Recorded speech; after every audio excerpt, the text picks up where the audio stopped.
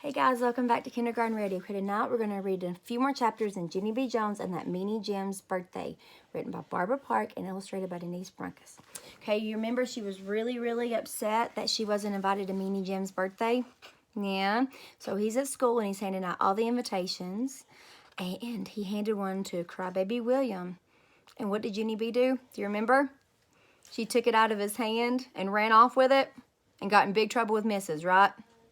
Yep, so that's where we're at, okay? Chapter 6 is called Daydreaming. Mrs. took attendance. Attendance is when you say, I'm here, except if you're not here, you have to be quiet. Also, we say, I pledge allegiance to the flag of the United States of America. That's called opening ceremonies, I think. After that, we sat down and Mrs. passed out our workbooks. She told us the pages to turn to. It was work about different kinds of shapes like circles and squares and triangles. I'm a breeze at that stuff. Only I couldn't even concentrate very good on account of I kept daydreaming about that birthday party. Daydreaming is just like night dreaming, only it's not night and you're not asleep and you're not dreaming. I kept on thinking about how everyone was going to that party. Only not me. I was the only one in all of room 9.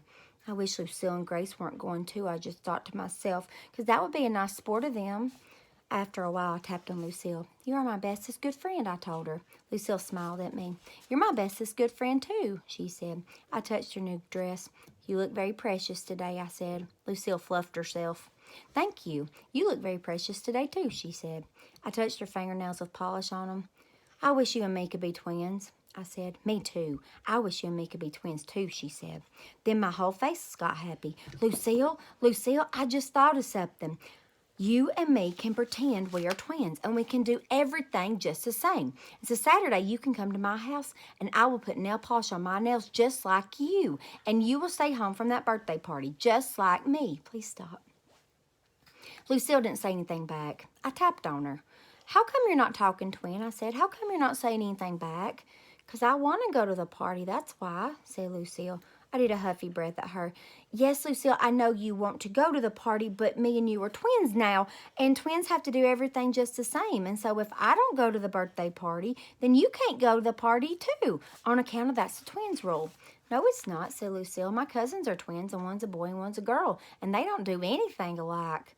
I jumped up from my chair. Only, that's not the kind of twin I want to be, madame, I yelled. Mrs. snapped her fingers loud at me. Sit down, she hollered. Just then, that Jim I hate turned around his chair, and he laughed real mean at her because I was in trouble. Turn around your fatty head, I said. Only he didn't turn it around, so that's how come I had to run to his table, and I had to turn it around for him. Junie B. Jones, shouted Mrs. What are you doing? I'm turning his fatty head around, I said. Mrs. hurried to where I was. Then she quick took my arm and she marched me down the hall. Oh, my goodness. Her day is getting worse. Look. Oh, my goodness. I bet she's going to go to principal. What do you think? Let's see if we're right. She pointed to principal's office. Go, she said, real angry. And I did a gulp. Only I'm not actually supposed to go there anymore because me and Mother had a talk about it, and she said for me not to get sent there again. Mrs. Face got red as a tomato. She started counting numbers. 1, 2, 3, 4. And so that's how come I hurried up and walked, because teachers who count numbers are the scariest kind there is. Uh-oh. Chapter 7, My Story This Time by Junie B. Jones. Principal is the boss of the school. He lives at the office. I have to go there when I'm unruly. Unruly's the school word for not being ruly. There's a typing lady there, and she isn't allowed to smile. Sit down, she said. She pointed out a blue chair. Yeah, only I don't actually like to sit there, remember? Because that's where the bad kids sit, and I'm not even bad, I explained. I explain that to her every time I go there. The typing lady leaned over the counter at me, and she made her face look scary at me. Sit down, she said. I sat down. Then I pulled my frog jumper over my face and nobody could see me. Pull your skirt back down, said the typing lady. Yeah, only I'm actually allowed to do this because I have on tights, I said. See them? They are green with little tadpoles on them. Well, just then I heard Principal's voice. Well, Junie B. Jones, what a surprise. My mouth dropped all the way open. Hey, I hollered from under my dress. How'd you know it's me under here? Because you can't even see my face. Lucky guess, said Principal. After that, I covered my head, and me and him went to his office. I climbed up in the big wood chair. Principal looked tiredish. He rubbed the sides of his baldy head. Okay, let's hear it. What's your story this time? He said. I sat up straight and tall. My story this time by Junie B. Jones. Once upon a time, I didn't get invited to a Meanie boy's birthday, and I'm the only one in all of room 9 who isn't going, and so that's how come I was moving today. Only Mother brought me to school very stiff, and then I was buzzing like a bee. Only crybaby William is a squealer, and Lucille won't be my twin. So then Mrs. yelled at me, and that's how come I had to twist that Jim's head, and now I'm here, sitting in this big wood chair. I folded my hands on my lap. The end. Principal put his head down on his desk, and I peeked at him. Are you laying low? I whispered. He sat up again, and then he called my mother on the telephone. Those two talk very often. This time they talked about the birthday party and how I'm not invited. After he hanged up, Principal looked nicer at me. I guess sometimes we grown-ups think we're the only ones with problems, he said. We forget that even when you're little, life can be tough, can't it, Junie B?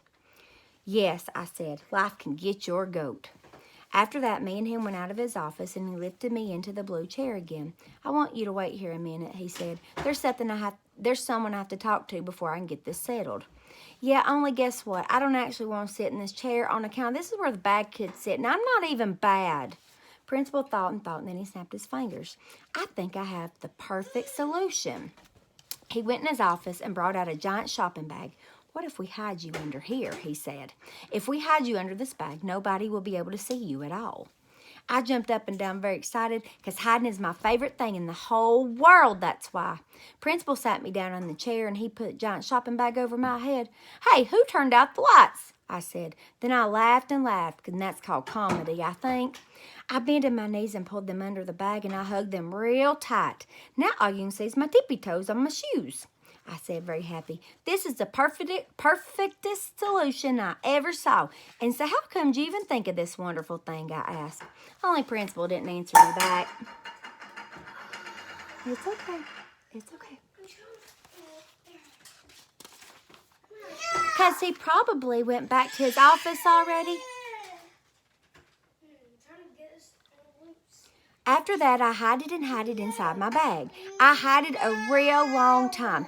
It was a jillion years, I think. Guess what? This is taking longer than a minute, I said from inside there. The typing lady didn't answer me. Yeah, only guess what else? My knees are very bended and squishy in here, I said, and so that isn't good for my circulation, I think. Just then, my legs started squirming all around, 'cause I was getting ants in my pants, that's why. Hey, doesn't anybody have ears? Get me out of here right now, 'cause I'm at the end of my rope in this thing. Plus, also, I'm getting ants in my...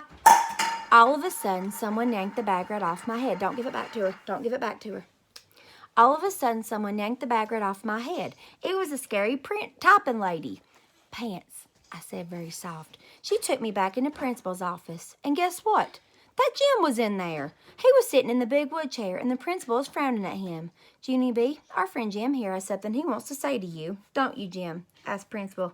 That meanie Jim didn't answer. He kept on looking at his feet. Principal tapped his fingers. We're waiting, Jim, he said. Then that Jim did a huffy breath and said the words, I'm sorry. Principal raised his eyebrows. Sorry for what, Jim? Tell Junie B what you're sorry for. I didn't give her an invitation to my party, he said very grumpily. But your mother told you to, didn't she, Jim? Said Principal. Your mother told you to give an invitation to every single person in your class, but you got mad at Junie B and decided not to give her one. Is that right? That meanie boy did his shoulder up and down. I guess, he said real soft. Principal crossed his arms. And so what are you going to do to correct the problem? That Jim waited and waited. Then all of a sudden, he got down from his chair, and he holded out an invitation to me. Oh, my goodness. My stomach did a flippy flop. For me? Is that really for me? I said very squealy. Then I snatched that thing right out of his hand, and I zoomed all around the room. Oh, boy, I said, is it really for me? It's really for me. And so now I'm not the only one. I zoomed all around the big wood chair. Principal looked nervous of me. He hurried up and opened the door. And then I zoomed right out of there, and I didn't stop till I got to room 9. All right, we'll finish it up tomorrow night. Sweet dreams. Bye-bye.